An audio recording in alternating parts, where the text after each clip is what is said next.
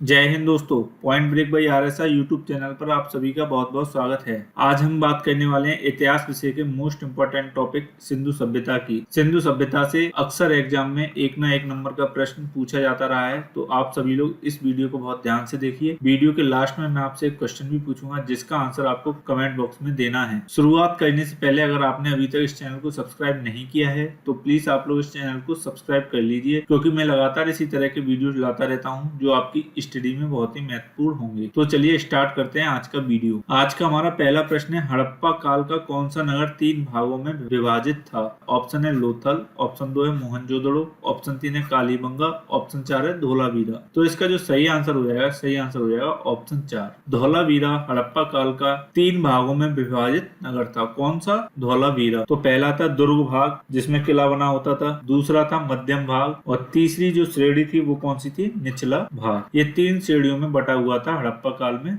धोलावीरा। तो प्रश्न ये पूछा जाता रहा है कि हड़प्पा काल का कौन सा नगर 3 भागों में विभाजित था, तो वो कौन सा था? धोलावीरा। चलते हैं अपने अगले प्रश्न पर। अगला प्रश्न है हमारा क्वेश्चन नंबर 2, हड़प्पा के लोगों की सामाजिक पद्धति कैसी थी? सामाजिक पद्धति पूछी गई है। ऑप्शन है उचित समतावादी, ऑप्शन 2 दास श्रमिक आधारित, ऑप्शन 3 है वर्ण आधारित, ऑप्शन 4 है जाति आधारित। तो इसका जो सही आंसर हो जाएगा ऑप्शन 1 उचित समतावादी। दास श्रमिक वर्ण आधारित और जात आधारित सामाजिक पद्धति हड़प्पा काल में देखने को नहीं मिलती है। समाज में किसी प्रकार का अंतः संघर्ष देखने को हमको नहीं मिलता है, इसलिए हम इस काल की जो सामाजिक पद्धति है उसको हम क्या बोलते हैं? उसको बोलते हैं उचित समतावादी। चलते हैं अपने अगले प्रश्न पर। अगला प्रश्न है हमारा क्वेश्चन नंबर 3, निम्न में से कौन सुमेलित नहीं है? यहाँ पूछा गया है कि कौन सुमेलित नहीं है। ऑप्शन है मृदभान लाल और गुलाबी रंग, ऑप्शन 2 है मुद्राएं घनाकार और गोलाकार सोने और चांदी की होती थी, ऑप्शन 4 है आभूषण, ऑप्शन 4 है मृण मूर्तियां हरे रंग की। तो इसका जो सही आंसर हो जाएगा ऑप्शन 4 मृण मूर्तियां हरे रंग की नहीं होती थी। ये पशु पक्षियों की खोखली भी होती थी और कुछ मृण मूर्तियां ठोस भी बनाई जाती थी, लेकिन ये हरे रंग की नहीं होती थी। मृदभांड लाल और गुलाबी रंग के देखने को मिल जाते थे, मुद्राएं घनाकार गोलाकार देखने को मिल जाती थी, सोने और चांदी के आभूषण भी देखने को मिल जाते थे। चलते हैं अपने अगले प्रश्न पर। अगला प्रश्न है हमारा क्वेश्चन नंबर 4, पुरातात्विक अवशेष के रूप में निम्नलिखित में से कौन सा तत्व कालीबंगा से नहीं पाए गए हैं? कालीबंगा पूछा गया है, कालीबंगा से कौन से पुरातात्विक अवशेष नहीं पाए गए हैं? ऑप्शन है काले रंग की चूड़ियां, ऑप्शन 2 अग्निकुंड, ऑप्शन 3 है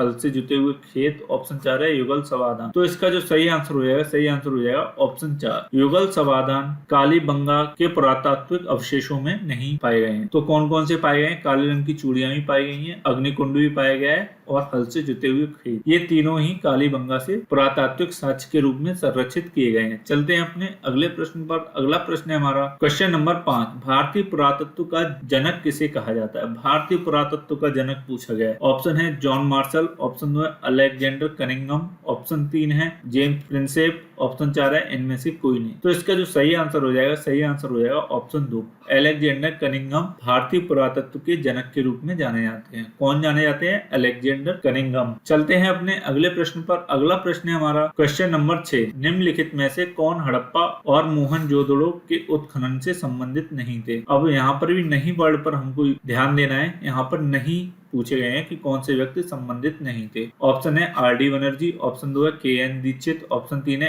एम.एस. वत्स, ऑप्शन 4 है बी.ए. स्मिथ। तो इसका जो सही आंसर हो जाएगा ऑप्शन 4 बी.ए. स्मिथ हड़प्पा और मोहनजोदड़ो के उत्खनन से संबंधित नहीं थे। बाकी के तीनों आर.डी. बनर्जी, के.एन. दीक्षित और एम.एस. वत्स ये तीनों ही हड़प्पा और मोहनजोदड़ो के उत्खनन से संबंधित थे। आते हैं अपने अगले प्रश्न पर। अगला प्रश्न है हमारा क्वेश्चन नंबर 7, सिंधु घाटी सभ्यता संबंधित है। सिंधु घाटी सभ्यता पूछी गई है कि किस युग से संबंधित है? ऑप्शन है प्रागैतिहासिक युग से, ऑप्शन 2 है आदि ऐतिहासिक युग से, ऑप्शन 3 है ऐतिहासिक युग से, ऑप्शन 4 है उत्तर ऐतिहासिक युग से। तो इसका जो सही आंसर हो जाएगा ऑप्शन 2 आदि ऐतिहासिक युग से सिंधु घाटी सभ्यता संबंधित है। कौन से युग से है? आदि ऐतिहासिक से। चलते हैं अपने अगले प्रश्न पर। अगला प्रश्न है हमारा क्वेश्चन नंबर 8, सिंधु घाटी सभ्यता निम्न में से किस सभ्यता के समकालीन नहीं थी। और यहाँ पर भी नहीं वर्ड पर हमको गौर देना है कि कौन सी ऐसी सभ्यता थी जिससे ये सिंधु घाटी की सभ्यता समकालीन नहीं थी। ऑप्शन है मिस्र की सभ्यता, ऑप्शन 2 है मेसोपोटामिया की सभ्यता, ऑप्शन 3 है चीन की सभ्यता, ऑप्शन 4 है ग्रीक की सभ्यता। तो इसका जो सही आंसर हो जाएगा, सही आंसर हो जाएगा ऑप्शन 4, ग्रीक की सभ्यता सिंधु घाटी सभ्यता की समकालीन नहीं थी। बाकी की ये तीनों सिंधु घाटी सभ्यता की समकालीन सभ्यताएं हैं।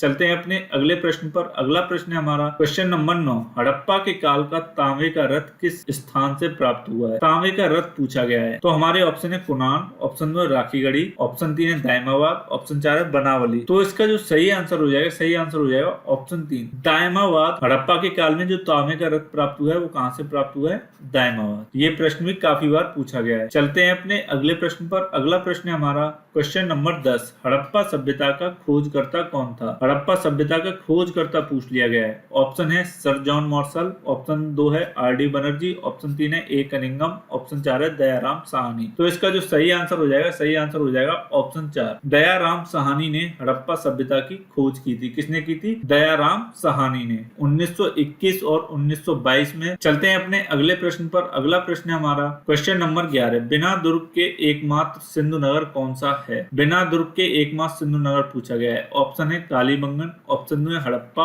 ऑप्शन 3 है मोहनजोदड़ो, ऑप्शन 4 है चनूदड़ो। तो इसका जो सही आंसर हो जाएगा, सही आंसर हो जाएगा ऑप्शन 4, चनूदड़ो बिना दुर्ग का एकमात्र सिंधु नगर था। कौन सा था, चनूदड़ो। और ये नगर कहाँ पड़ता है, यह नगर सिंधु नदी के बाएं तट पर स्थित है। कभी कभी तट पूछ लिया जाता है कि कौन से तट पर स्थित है, तो ये कौन से पे, बाएं तट पर स्थित है। यहाँ से बड़ी मात्रा में प्रसाधन सामग्री मिली थी, जिससे ये स्पष्ट होता है कि ये एक औद्योगिक नगर इकाई था। कौन सी इकाई थी, औद्योगिक नगर इकाई। और यहाँ से प्रश्न पूछा जा सकता है कि मनके बनाने का कारखाना कहाँ से मिला था। तो मनके बनाने के कारखाने के साथ हमें चनूदड़ो से प्राप्त हुए हैं। चलते हैं अपने अगले प्रश्न पर। अगला प्रश्न है हमारा क्वेश्चन नंबर 12, हड़प्पा वासी किस वस्तु के उत्पादन में सर्वप्रथम थे। किस वस्तु का उत्पादन सर्वप्रथम किया था। ऑप्शन है मुद्राएं, ऑप्शन 2 कांसे के औजार, ऑप्शन 3 है कपास, ऑप्शन 4 है जौ। तो इसका जो सही आंसर हो जाएगा, सही आंसर हो जाएगा ऑप्शन सी, कपास। कपास का उत्पादन हड़प्पा वासियों ने सर्वप्रथम किया था। कपास सिंधु घाटी सभ्यता के लोगों की मूल फसल थी। कैसी फसल थी, मूल फसल। इसी कारण यूनानी सिंधु सभ्यता को सिंडन कहने लगे थे, जो सिंधु शब्द से निकला है। तो ये थे आज के हमारे प्रश्न। अब चलते हैं कल के प्रश्न पर, जो कि आपसे पूछा गया था। कल का प्रश्न है हमारा, ब्लैक होल की जानकारी सर्वप्रथम किसने दी थी। तो इसका जो सही आंसर हो जाएगा, सही आंसर हो जाएगा ऑप्शन 2 एस चंद्रशेखर ने। किसने दी थी, एस चंद्रशेखर ने। अब आते हैं आज के प्रश्न पर, जिसका जवाब आपको कमेंट बॉक्स में देना है। आज का प्रश्न है हमारा, हड़प्पा सभ्यता की खोजकर्ता कौन थे। हड़प्पा सभ्यता की खोजकर्ता पूछे गए हैं। तो ये 4 हमारे ऑप्शन दिए गए हैं। इनमें से जो भी आंसर सही हो उसको आप कमेंट बॉक्स में कमेंट करके जरूर बताएं। अगर आपको ये वीडियो अच्छा लगा हो तो प्लीज इस वीडियो को ज्यादा से ज्यादा लाइक और शेयर करें, और हमारे चैनल #PointBreak by RSR को यूट्यूब पर सर्च करके सब्सक्राइब करें। Thanks for watching. जय हिंद।